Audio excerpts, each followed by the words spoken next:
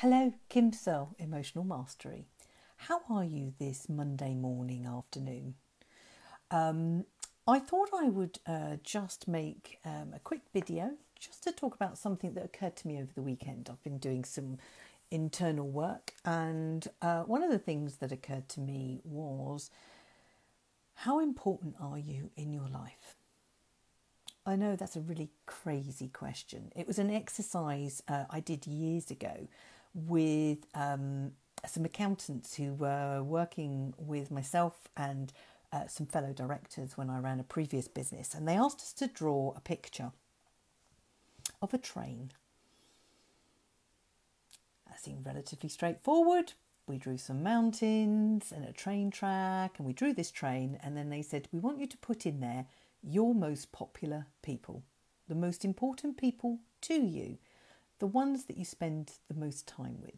And we started drawing away the little faces at the windows. And then they said, just to make sure that we were on that train as well. And so we did. And the interesting thing on that was that they then asked, where were we on that train? And we were in amongst the passengers. There was no one driving the train, certainly not on my case. A couple of others had that, but on the whole, most of us had put ourselves in with the crowds in the train carriages. Isn't that interesting? I wonder where you might have put yourself. Now, the reason I tell you this is that years ago, I also realised that I was not important in my world. I was seventh on a long list of people who were more important than me. So when I say that, I'm talking about prioritising. So at the time I was married, I was working, I had 2 small children, a dog, there were in-laws, there were family, and guess what? I was 7th on that list. So if anything needed doing, I very rarely got to that 7th person on the list, i.e. me.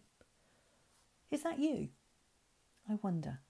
It's so easy, to, particularly as women, to push ourselves down that list and make sure everybody else is okay. I don't know whether that's the way we're brought up. Be interested in your comments. Whether that's the caring part of us. It's our natural inbuilt, nature. Yes, nature perhaps.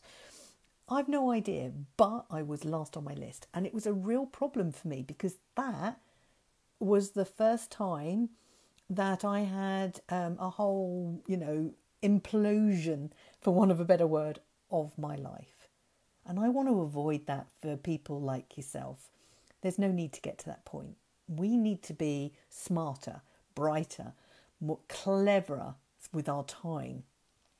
And so I wanted to just give you quick 3 tips. The first thing I want you to do is to make sure that every day there is time carved out for you. Now, I absolutely get you're not going to be able to do that straight away. Your diary is probably packed, the schedule with kids at school or work or whatever. Your diary's booked probably between now and into November, possibly even Christmas. Now is the time to start making those changes. Just 15 minutes a day. Ideally half an hour for something for you. Now, a lot of people will be doing exercising, whatever, and that's great. But that's about maintaining who you are. That's not for you. Well, it is. But do you know what I mean? It's not doing something for you. It's about maintaining who you are. It's about making sure that you feel good in who you are. So I want you to begin to think about what you're doing there. Creating space, carving that time out for you. If you can't do it in the next couple of weeks or the next month, okay, start putting it in after that.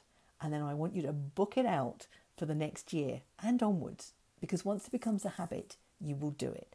So this will be just for you.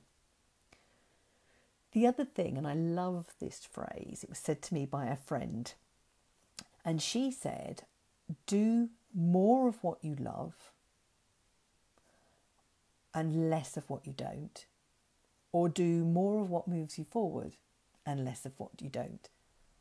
How amazing is that? do more of what you love or moves you forward. That's a really important thing, because we need to feed our soul, don't we? We need to, make sure that us being here on this planet is for us too, that we can get in touch with the things that make us smile. It might be a phone call to a friend. It might be, going for a walk with the dog. Whatever it is, just do more and more of that. Build that into your diary. It's so important. And so thirdly, the third thing that you can do to make sure that you are on your list more and more is to think about where you could perhaps start to reprioritize people. So I absolutely get the children are very important in our world. But sometimes, just sometimes, your needs are a little bit more important. And showing them and teaching them to respect the time that you carve out is an important lesson for them when they get older. Because what happens is they're learning that it's important to have you time. And when they get older, they'll do the same. Understand if you're at somebody's beck and call all the time. Think about how you can learn to say, actually, no, not on this occasion. Maybe next time. Or if you want, let me think about that and get back to you. Learn to say no in a way that's right for you, and make sure that you can still keep all the peace, because there are plenty of ways there. I'll see if I can find the link that I did. I wrote an article on how to say no more effectively, because I think that would make a big difference for you, because your calendar is probably booked from one end of the day to the other. You get up and you're on your way, and you don't stop till you stop. Saying no is important. So I hope that's been useful. 3 things I think that you can do for yourself. The first is to carve time out for yourself, ideally every day, but if not, once a week.